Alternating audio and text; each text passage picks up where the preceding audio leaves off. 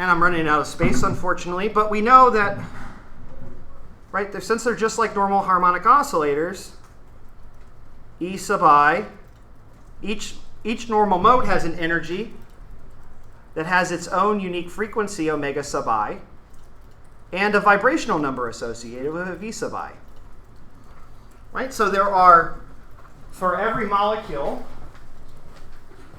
there are 3n minus 6 harmonic frequencies associated with each of the vibrations, and there's an index that allows us to track the energy in that mode, right? A quantum number, right? V sub I, quantum, right? That's our magical integer index that we use to quantize our energies.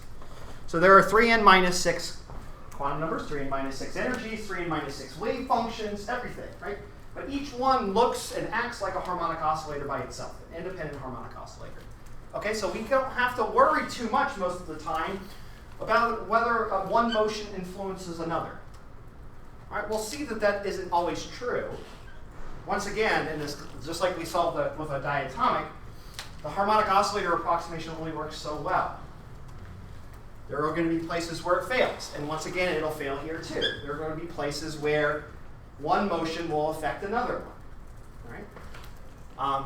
And we'll even see, interestingly, that if you excite one motion, imagine I pump tons of energy into a stretch. Okay? And I'll show you an example of this from experiment. That energy how does it redistribute, right? You think about if you excite this molecule and you cause it to stretch like this, how does it get rid of that energy?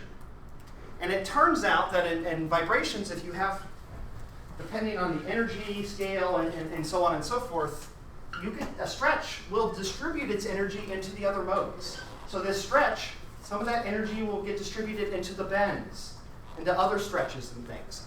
And so you could localize all of your energy into one vibration, but over time it will fractionate out to the other vibrations.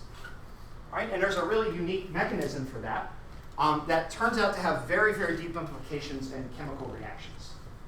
Right? This idea that how does energy distribute itself when you localize energy in a specific vibration? How does that translate? How does that transfer to the rest of the molecule? And so I'll show you some examples of that today. All right, so let's look at some really kind of standard examples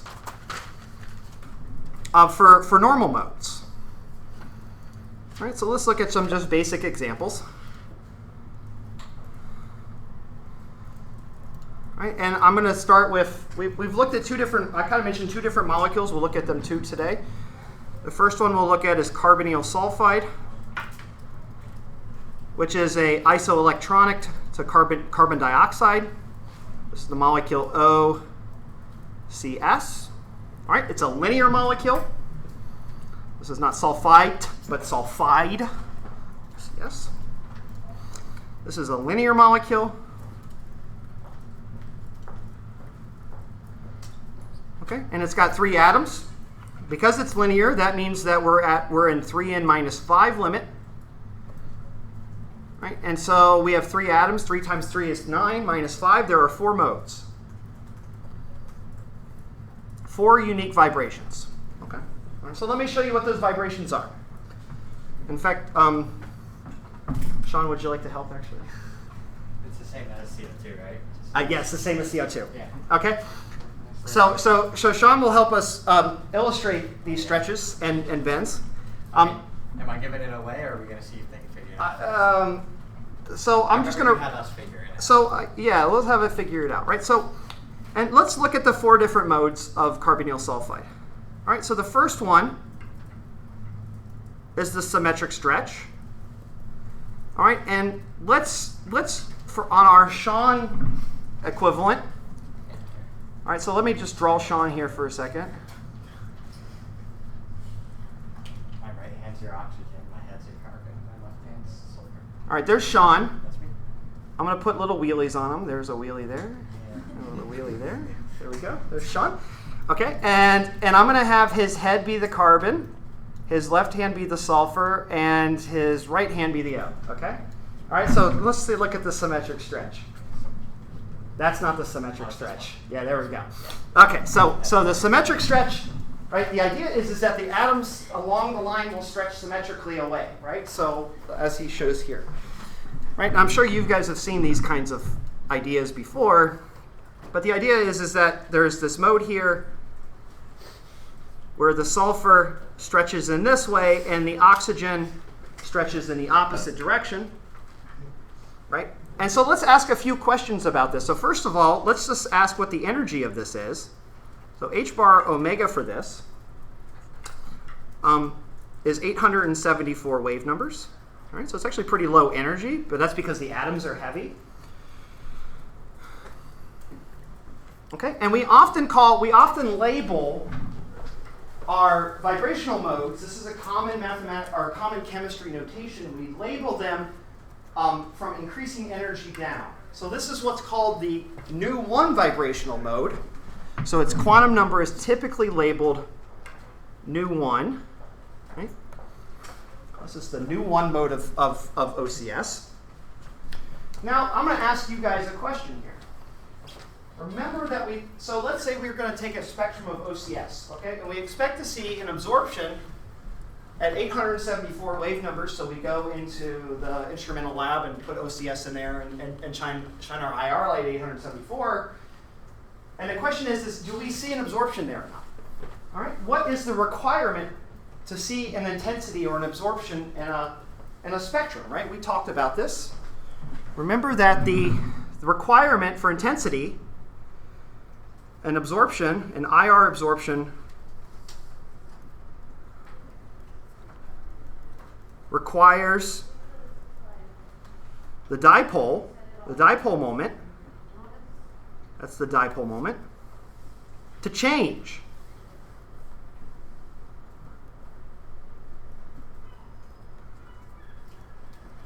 Upon vibration.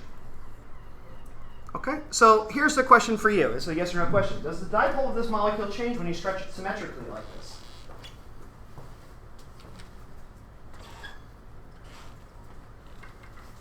Any ideas?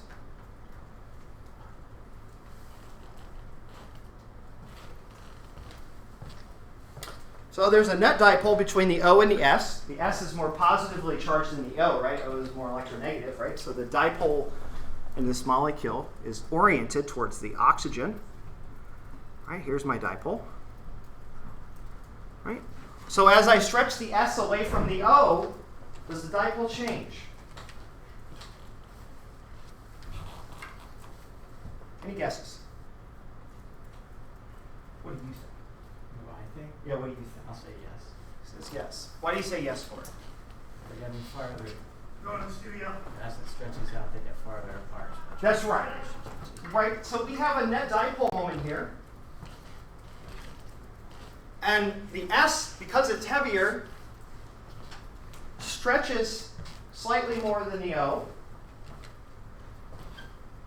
The S is, stretches slightly less than the O, right? The O equivalently, remember the center of mass has to stay constant. The center of mass in this molecule is roughly between, it's right past the C and O, somewhere in between in between the C and the S. Right, so remember the center of mass can't move, and the sulfur is about twice the weight of oxygen. So on average, the sulfur moves about half as much as the oxygen does to keep it constant, right? So the oxygen is actually displacing more than the S, right? So the distance between the O and the S changes, right? And remember, the dipole moment is measured by how much far the distance of the charge separation is, right? So what I'm doing is I'm taking that negative polarization, the oxygen, and moving it away further from the sulfur atom, right? It's going to change, right? So in this case, the derivative with respect to the coordinate, the normal mode, is not equal to 0. This is a visible absorption. Okay, so that's one of our modes, nu 1. All right, let's try a different one. The next mode, nu 2, is called the asymmetric stretch, which Sean will... Yeah, there we go. Just like that, a little bit of do a little Dougie. Go, just a little bit. Just get a little bit of jiggle in there. Right? And the idea is that the O is going to displace this way, and the S displaces in the same direction. Right? In order to compensate for the mass, actually, since the sulfur moves in, the carbon also has to move a little bit this way. So actually, you have to move your head a little bit towards the oxygen. There we go. Yeah, just like that. Exactly. Exactly. This one turns out to be a much stiffer bond, or a much stiffer vibration. Its H bar omega is 2174 wave numbers. And in fact, I'm sorry, this is new 1 because it's the highest energy. We always rate them based on the highest energy, so this is new 2. I apologize.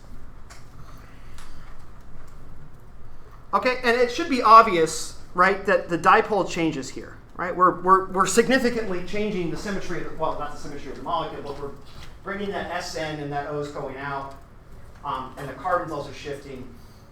It ends up being a net change in the dipole, right? So this is a visible transition.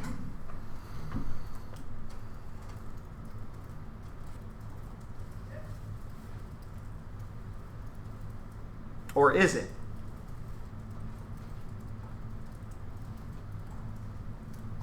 No, it's not. Oh, I'm sorry, guys. So let's look at this. So the S is coming in towards the C a little bit, but the C is moving away and the O is moving away, right? So actually the whole thing is kind of shifting and together kind of collectively like this, right? And so the dipole doesn't change here. I always get these two confused. The dipole doesn't change here. This is Q2, Q1. It's equal to 0. So the dipole doesn't change. This is forbidden. This is a forbidden transition. So you would never actually see this in your infrared spectrum. It'd just be empty there. If you've ever heard of Raman spectroscopy, Raman has slightly different rules. You would see this in a Raman spectrum, but we're not going to focus on that today. But maybe we will at the end of the class. And so let's look at the final one. Well, we have 2 more, right? There's 4 modes. So let's look at V nu 3. Right? And this is the bending mode.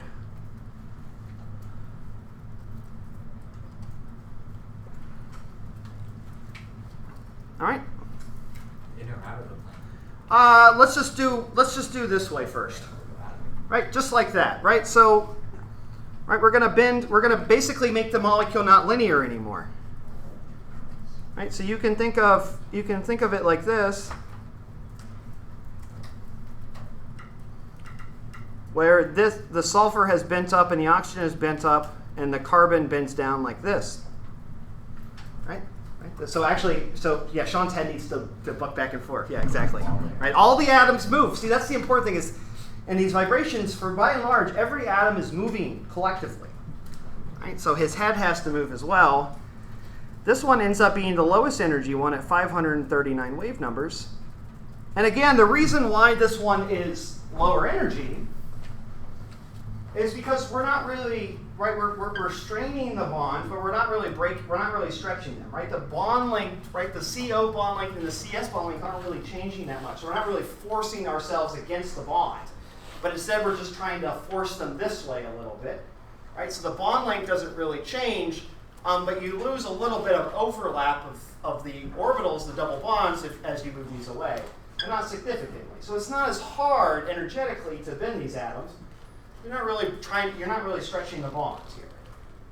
That's why this is at lower energy.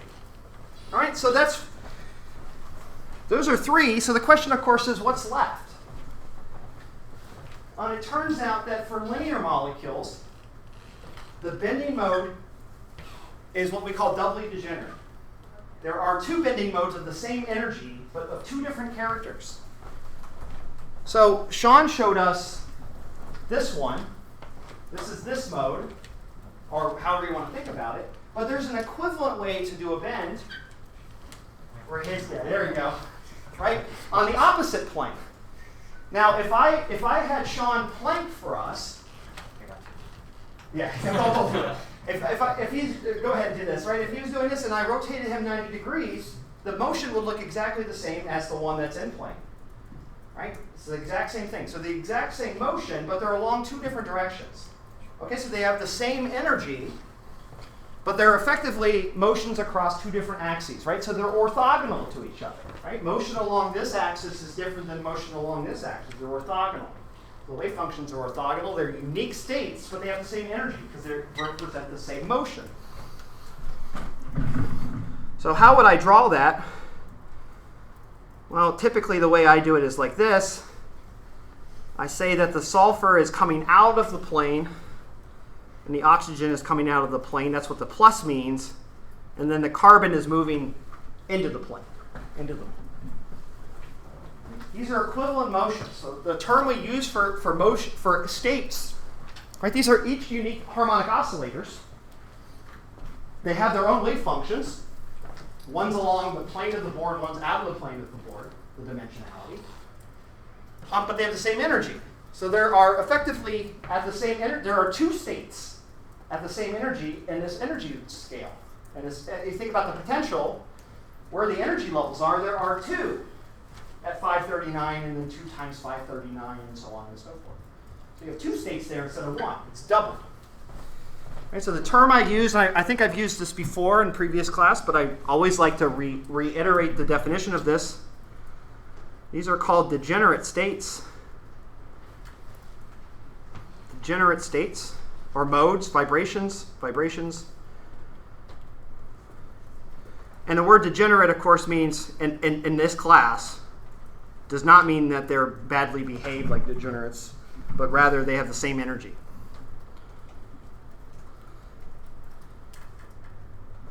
Okay, that's what degenerate means here. Same energy. So in fact, depending on how you polarize your light relative to the carbonyl, you get different results. And actually, we see indications if you do other things to the molecule, if you excite other. Imagine I take this molecule and rotate it a certain direction. Right? If I excite a rotation of the molecule, if I rotate the one that's vibrating out of the plane like this, and I rotate it counterclockwise or clockwise, that's going to give me a slightly different behavior than if I apply a clockwise rotation this way and it's bending like this. If it's bending in plane, right, you can think about how a molecule vibrating like this while it's rotating like this is different than a molecule rotating like this or vibrating like this and rotating the same way, right? Imagine I have Sean on like a vertical wheel that I'm spinning him on like our torture rack. And he's doing this versus this, right? They look very different. They're different motions, the rotation plus the vibration. So when I couple a rotation or some other excitation, some other motion along with these, I can distinguish between them. Because it's different if the axis of rotation is this way for this vibration and different for this one. It's the difference between doing this on the torture rack and this on the torture rack. All right, so we can actually distinguish between the two from other efforts, but by and large they're the same state. Just two different projections. Okay, so let's look at a more. Let's just do one more example. Let's do a more complicated example. I still need you. These are a little harder. We're going to get him working. We're going to do formaldehyde. Oh, man. And I'm going to draw these, and then I'm just going to have Sean do them because he probably doesn't remember all the motions. So I'm going to draw them out, and then I'll have him illustrate them for you. I mean, you can name them and quiz me. All right, so remember, formaldehyde is not a linear molecule. So there are 3n - 6 vibrations. There are 4 atoms. So that means there are 6 vibrations, right? Because there are 4 atoms in formaldehyde. I'll just redraw the molecule again. All right, and let's convert our molecule to Sean. All right, Sean's going to hate this. Yeah, that's going to be hard. It's like the height of my feet. Well, you can use your hands, but I'm going to have you use your pelvis for the carbon. Okay. Okay? All right. All right, so the way this is going to correlate to Sean.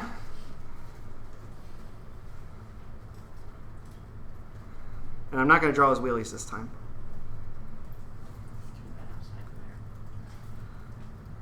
So here's his H's. His carbon, the carbon is here at his pelvis. and his head will be the oxygen. Okay. This is going to be tough. I got to get Jeff in here, actually. All right, so let's go through. I'm pretty familiar with the formaldehyde, so I've studied formaldehyde probably more than anybody at this university.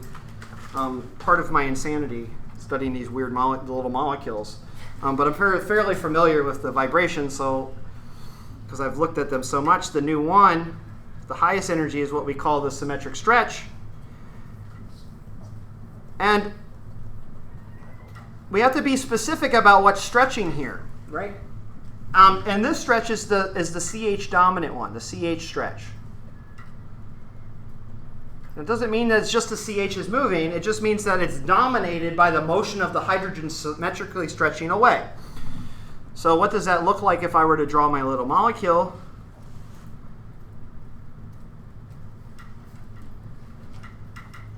All right, so Sean's neck will be pointing up, and he's going to be kind of jumping and extending his arms outwards at the same time. Right? Be like this, yeah, exactly. Right, the primary motion, of course, is the CH stretch, right? And this is the classic sp2 carbon CH stretch that you always see at around 3,000 wave numbers. You know, in organic chemistry, when you learn your rules, right, this is at 3121 wave numbers, right? This is a classic CH stretch frequency. All right, and then we go to nu 2. This is the classic CO stretch, which, of course, for most carbonyls is the strongest, most intense transition in the spectrum, because we're stretching the most polarized part of the molecule, right? Most of the dipole, if you will, most of the charge distribution in formaldehyde is located between the carbon and the oxygen. So when we stretch that CO, you're really changing the dipole a lot. And so the CO absorption is generally very, very, very strong in all carbonyl-containing molecules because of this fact. Anytime you take a picture of the spectrum of acetone or anything like that, you always see this giant CO stretch.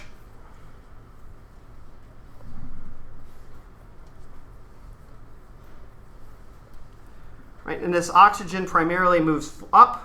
Right? In order to compensate for the change in the center of mass, the hydrogens have to kind of move. Oh, sorry, I screwed that up. Sorry. The carbon has to move down, and the hydrogens have to move kind of inwards like this. You think you can do that?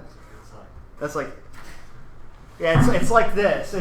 Ooh, that's really hard. Yeah. So it's like you gotta like elongate you gotta squat like this, and then go. Like that, yeah, something stupid like that. We're not going to quit our day jobs anytime soon. This is my day jobs. So this is about 2,000 wave numbers. And typically CO stretches tend to be around 1,800 to 2,000 wave numbers. This one in particular is fairly high energy. Most like, for instance, most carboxylic acids and things, they tend to be about 1,700 wave numbers. They tend to be a little floppier. This is a classic carbonyl. This is the most fundamental carbonyl compound you can make. And so that CO bond is rock solid. Very, very strong. All right, so let's keep moving. And now we get to the more interesting ones, I would say. And again, I don't know if anyone's ever said this in, like, say, your organic chemistry class. Last time we talked about IR. They always talk about this fingerprint region, right? We always talk about, oh, the CH stretches and the CO stretches, all these things around 2,000 to 3,000 wave numbers, things that you can pick out really easily. But they're always like, there's all this stuff below 1,500 wave numbers, these low frequency, what they call the fingerprint region. And they're always like, we don't know how to analyze and interpret the fingerprint region, but there's lots of really interesting chemically deep information down there. And usually in organic chemistry class, you just ignore that region. But it turns out that the low frequency modes of molecules tend out to be the most chemically relevant ones because they're the lowest energy to excite. If you want to get atoms moving, you don't want to work hard, right? The molecules want to be lazy. They want to take the simplest route and the lowest energy route to their final product, their final step. And so these low energy vibrations of formaldehyde tend to be the ones that are the most dominant in the reaction mechanisms that use formaldehyde, or decomposition of formaldehyde. So the first one is what's called the scissor, the end plane scissor. This one's much easier for Sean to illustrate. Here we have, it's primarily motion of the hydrogens, right? And they act, the hydrogens act like scissors, right? So they kind of close in like, right? They kind of close in like this. Yeah, in plane. And then the carbon and the oxygen, to compensate for the motion of the center of mass moving, they have to kind of stretch away from the hydrogens a bit. All right, and this is at 14, a little lower energy, 1444 wave numbers. Okay. Now it turns out that we're going to find our first set of degenerate vibrations for formaldehyde. And it turns out any molecule that has this twofold symmetry, I'll explain, I haven't done point group symmetry, so I don't really want to talk about it. But anyway, molecules that look like formaldehyde, and what do I mean by that? Things that kind of have, let me draw it like this. Molecules that have twofold symmetry. So let me write that down. Formaldehyde has twofold rotational symmetry. Let me show you what I mean by that. So if I were to draw formaldehyde, it has a plane of symmetry running down the middle of the molecule like this, right? And if I rotate the molecule 180 degrees around this axis, I get the same molecule back, right? So it has this symmetry to it that when I rotate the molecule around its symmetry axis, its mirror plane, or its mirror line by 180 degrees, you get the same molecule back. So it has this symmetry, rotational symmetry of it. And there's an equivalent molecule that's super important that looks just like this, that has the same behavior, is water. Water has precisely the same twofold rotational symmetry as formaldehyde. And it turns out, despite the fact these are very different molecules, they have the same kinds of vibrations and vibrational properties because of this. And because of this twofold rotational symmetry, this next set of modes, which are called the rocks, they're always degenerate. They have to be. For the same reason they were degenerate in our OCS, you're going to have something that's in plane and out of plane that's equivalent. And that's just a product of this symmetry. So a real chemical physicist, if you ever ask them what's a molecule very similar to formaldehyde, they'll say water. And of course, they're not at all same chemically, but in terms of spectroscopy, they're very, very similar, and they have very similar types of energy level structures. That's the most chemical physics thing I've ever heard. Formaldehyde and water are the same thing. They're obviously not. But we have what's called first we have the symmetric in plane rock. And that's a really tricky one to do, but basically the CO is moving this way, and then one hydrogen moves away, and the other one moves in towards the carbon and oxygen. That's a tough one, right? So it's like, yeah, there we go. Hell yeah, look at that. Man, that's good. I have to interpret it. Yeah. We're going to do a vibrational spectroscopy Just Dance game next.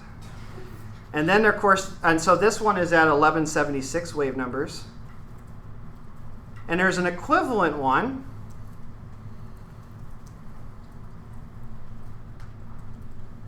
which is the antisymmetric. And this, it's not obvious to see that this is the same thing, but it turns out to be exactly the same motion, just in a different direction.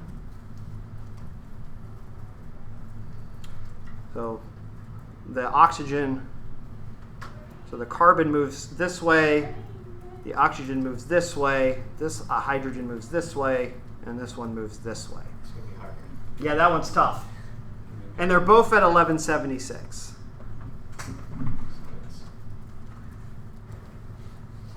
Yeah, there you go.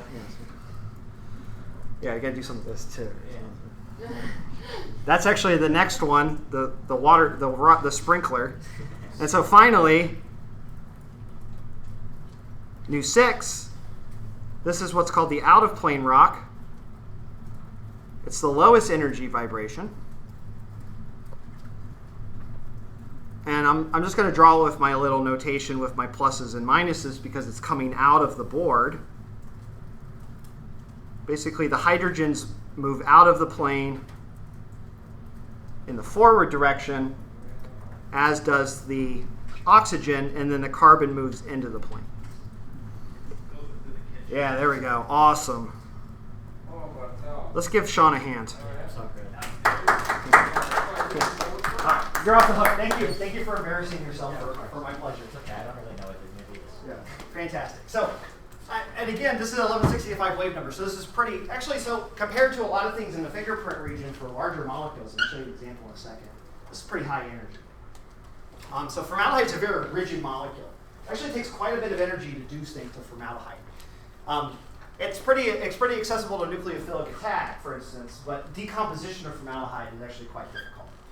Okay, it's really hard to actually break apart. You usually need UV radiation to get formaldehyde to dissociate. And that's because, again, its vibrational modes are fairly high energy. And you need to put a lot of energy in to get those atoms moving. Okay. And so let me just show you, just as a side note, just really quickly, another molecule. All right, I'm not going to write down the modes. I just want to show you an example. And to prove to you, again, that you can calculate these things. So this is a molecule I studied a couple years ago. So this is a cyclopentane, and this green atom that you see here is a silicon. So this is cyclopentane, but instead of a methyl group, it's a silane, SiH3. Okay, and the reason why I have a colleague from South Carolina who likes to make molecules of silicon and germanium in them. Just to look at carbon-silicon and carbon-germanium bonds. They're very interesting.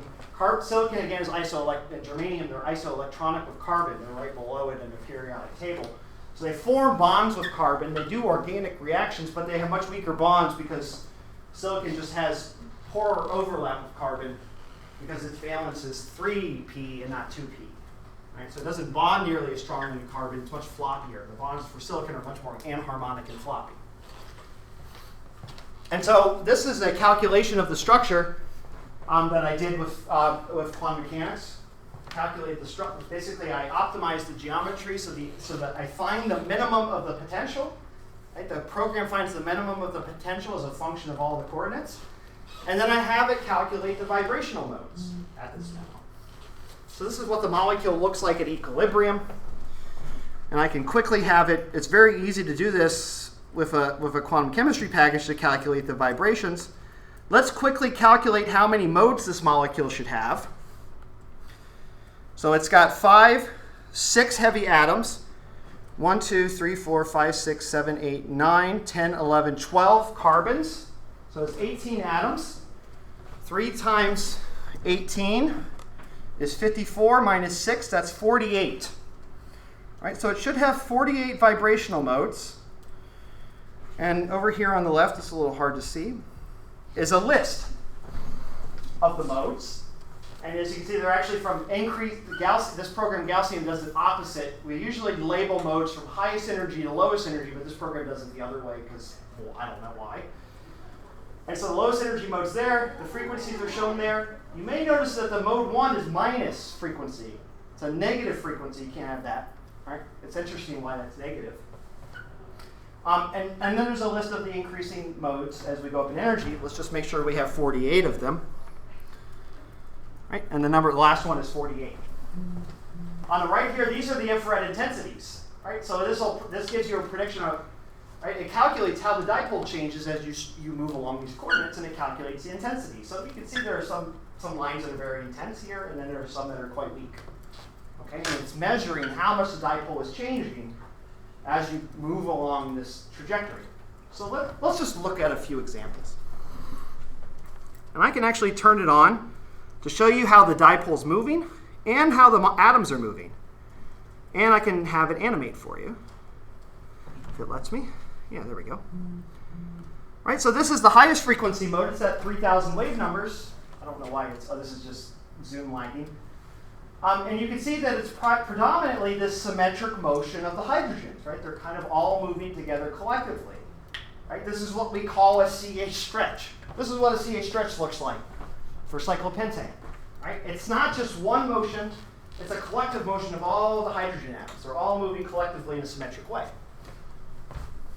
And you can see this is actually the direction of how the dipole is changing its displacement. So the fact that there's a magnitude here, it tells you what direction the dipole is changing. It also tells you the magnitude, how much it changes. So that tells you roughly how intense the transition is going to be. It's a big vector, it's quite intense. The length of this vector tells you something about the intensity of this vector. Right, so I can just kind of scroll through these a little bit. Right, you can see there are multiple, for a big molecule like this, there are multiple CH stretches. Right, there's different collective ways that are similar. They're not the exact same energy, but they're similar in energy. These aren't degenerate, they're just close in energy. But they're different ways to collectively move the hydrogen atoms. And the bigger your molecule gets, the more of these there are. Right? There's not just one CH stretch. There are many. And so I'll take a spectrum. We'll look at the spectrum in just a minute. But let me just keep going, right? I can just keep going through these ones at 3,000 wave numbers. And you can see they're all associated with some collective motion of the hydrogen atoms. Right? These are the CH stretches. So let's go to the next set. There's this one. This one's kind of cool. Right, we got this lagging here, but again, it's basically a stretch. It's about the same frequency. It's about 3,000 wave numbers. These are just classic CH stretches. You can see we drop down.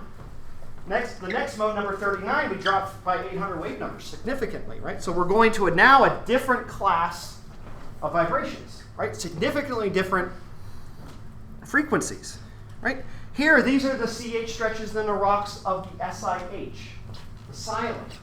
And they're lower frequency because the silicon-hydrogen bond is weaker than the carbon-hydrogen. So floppier bonds, their frequencies are lower. As you can see, they're flying around like crazy compared to the other ones, and because of that, they have a very high intensity. Here's another one. So something about the frequency at which things show give you an indication of the stiffness and the strength of the bond. And silicon bonds with other organic atoms typically are much weaker than carbon. Right, and so there are basically three different stretches for this silane group. They're all around 2210. As you can see, once we go there, we get to another class of 500 wave numbers down, a different class of vibrations. Right now we're starting to get into these scissors and these rocks, right? The intermediate modes of the vibrations of the hydrogens. Remember that the hydrogen vibration modes are going to be high energy. One, because the bonds are strong, so K is large, but also the reduced mass is small. Remember that the frequency of your motion is the square root of the force constant K, the stiffness, divided by the mass, the effective mass of the motion. And so for CH stretches, the effective mass is very small because you have a hydrogen, so the denominator is small, and K is large. So you have high frequencies. CH bonds are very stiff oscillators. So not surprisingly, as we start to get to lower frequency modes, we're starting to see the carbons start to shuffle with respect to each other a little bit. And instead of stretching the CH bonds, we're starting to lag them a little bit, right? We have these bending motions instead, which again aren't as straining on the bond as a stretch. So they're not as stiff. I'll just keep skipping through, right? And as I get closer and closer to 1,000 wave numbers, right, this is what we call the fingerprint region of an iron spectrum, right? We're starting to get to these heavy atom motions, right? The skeleton of the ring is starting to vibrate and oscillate. We're starting to get to these ring modes. I can go through a bunch of them. Here's some bend modes of the silanes. Right, here's an interesting little rock. Right, this is like a rock of the silane mode, right? The CH3 rock. We saw that with formaldehyde. And then what happens when we get to really low ones, right? Let's look at something like 137 wave numbers, right? See, now we're getting to these very large, very heavy motions, right? Or these large, what we call large amplitude motions. These are things where many atoms are moving very far away from equilibrium, and they're doing so in a not very energetically costly way. So these are these long, big motions where the reduced mass is large, the denominator of the frequency is large, and the numerator, the force constant, the stiffness is small. Right? And these are these big oscillations of the structure. Right? We call these the skeleton modes or the large amplitude motions. And then you might see there are these ones that are even lower. Like this motion is the second lowest one, but it doesn't look like a heavy atom motion. Right? All that's happening is this SiH3 is moving for some reason, but it's really low energy.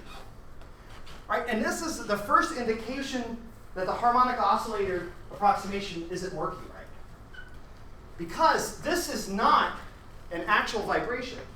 You can consider a vibration. It's not a true vibration. What's actually being shown here is the SiH3 group rotating like this.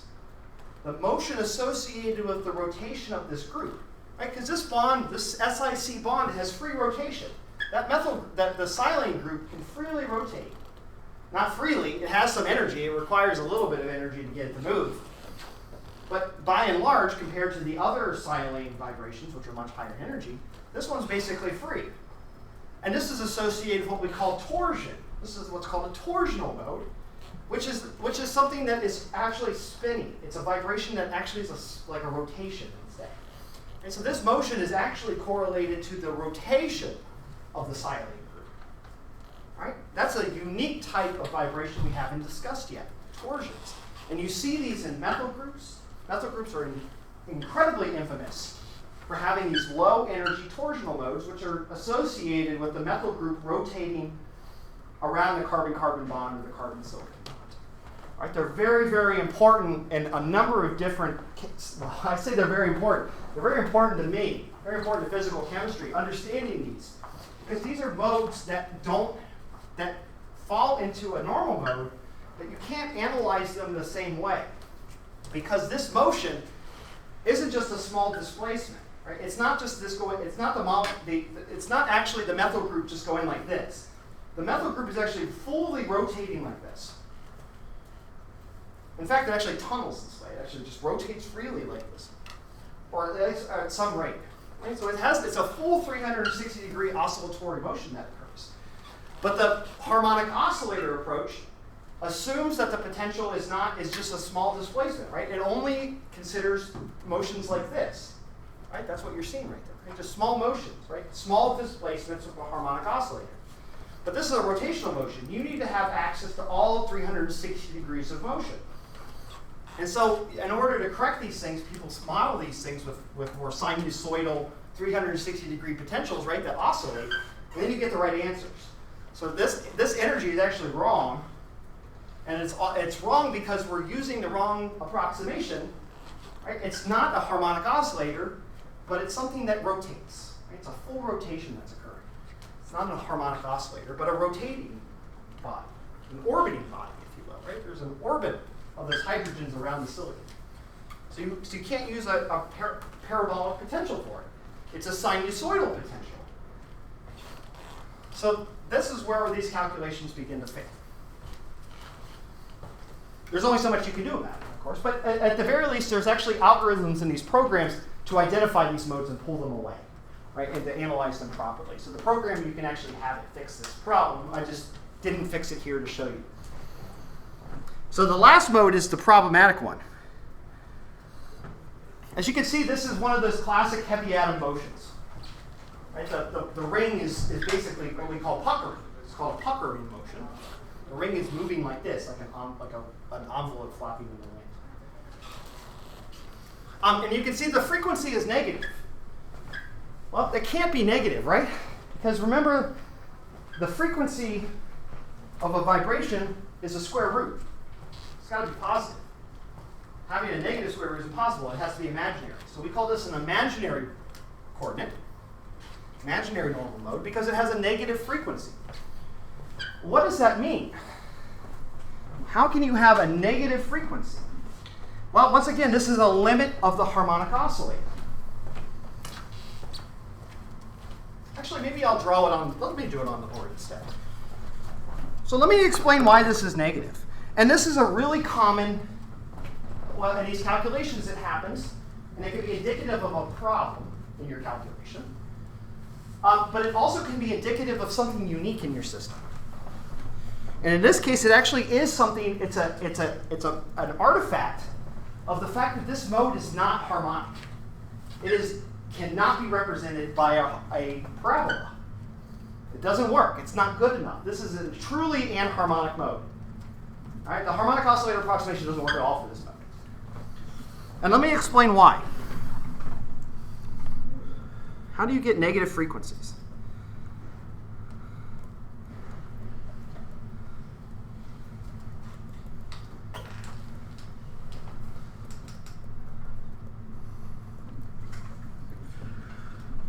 Okay, so remember that the frequency of a mode, which is omega, is the square root of k over mu. Okay? And so if omega is less than 0, then k must be imaginary.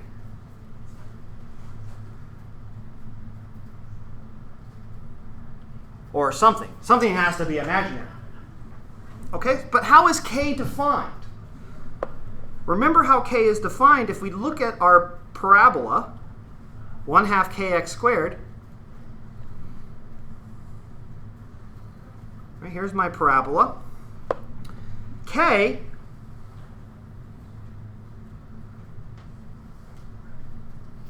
is equal to the second derivative of the potential.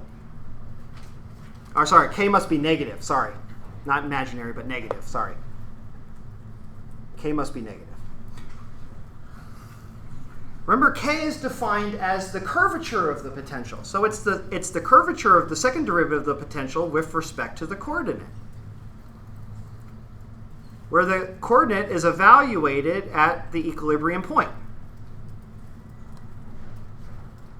Q, again, is my normal coordinate here.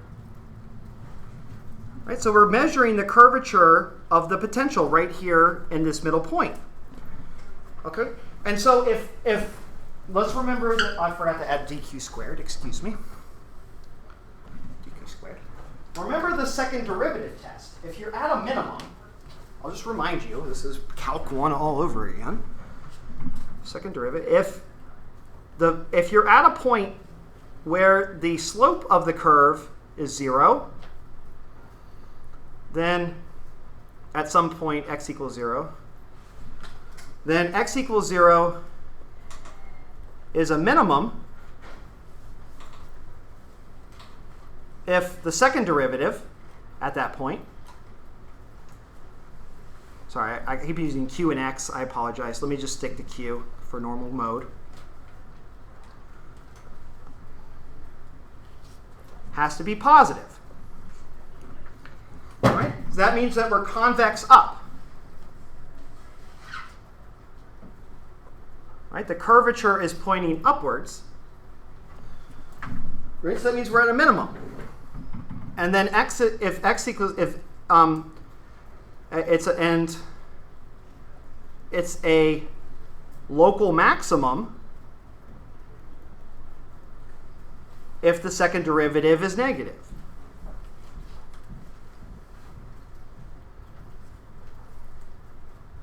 All right, we call that concave down. Right, what would that look like? Well, if I were to draw my potential again, and I have a concave down potential, it would look like this instead. Right? And I'm evaluating the curvature at this point, and it's concave down. So a negative k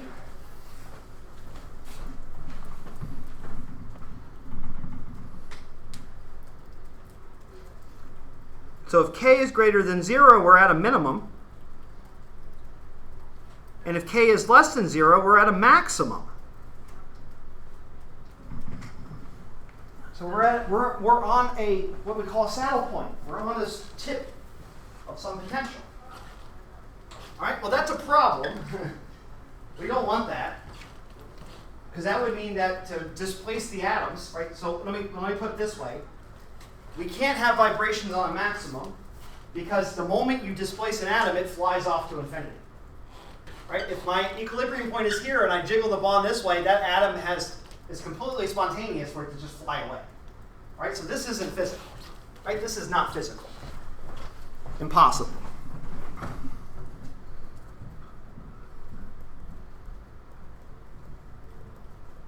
Right? There's no such thing, no stable molecule, period, exists on a maximum. Has to be, a stable molecule has to be at a minimum of the energy, not a maximum. So that can't be physical.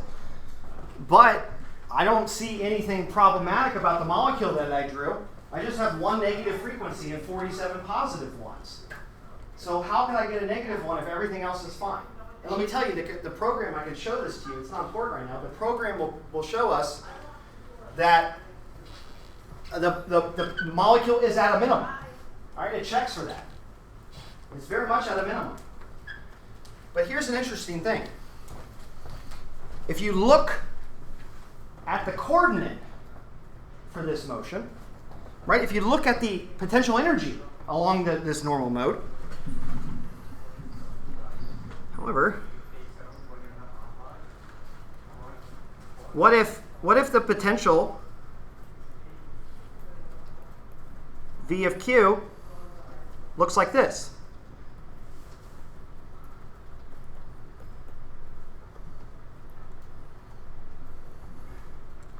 Let me draw my little coordinate system.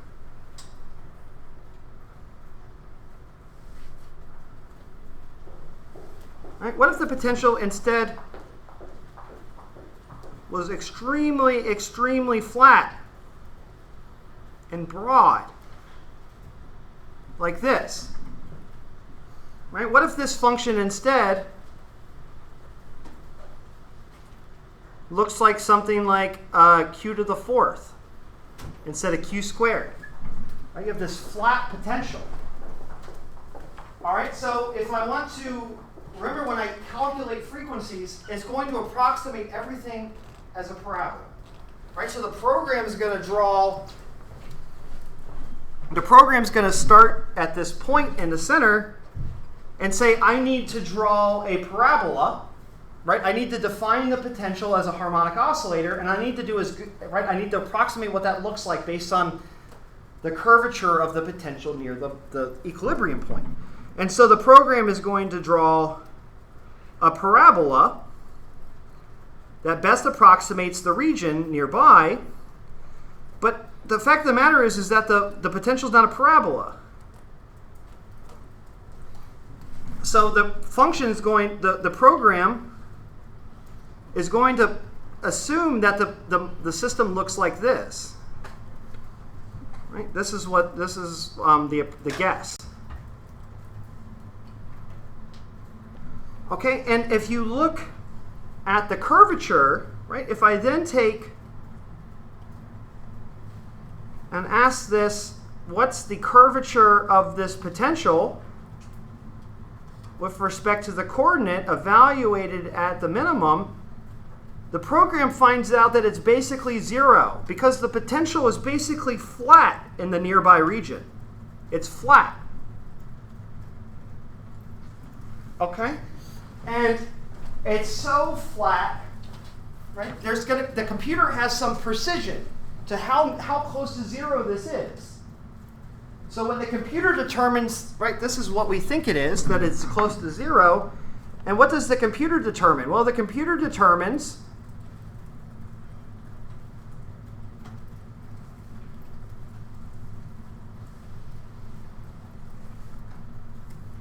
that K is approximately equal to 0 up to its precision.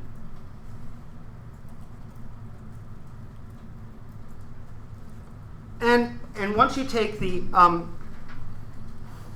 and so K is going to be something like, for the computer, is going to be something like 0 plus or minus 1 times 10 to the minus 4. Okay, so there's a the program is going to find some value for k that's within this bound. It's going to be either negative or positive, and you don't know one way or the other. And so, depending on whether you're lucky or not, the program's going to determine the force constant for that motion. It's going to be positive by a small amount, but 50% of the time it's going to determine a value that's negative. So 50% of the time the computer returns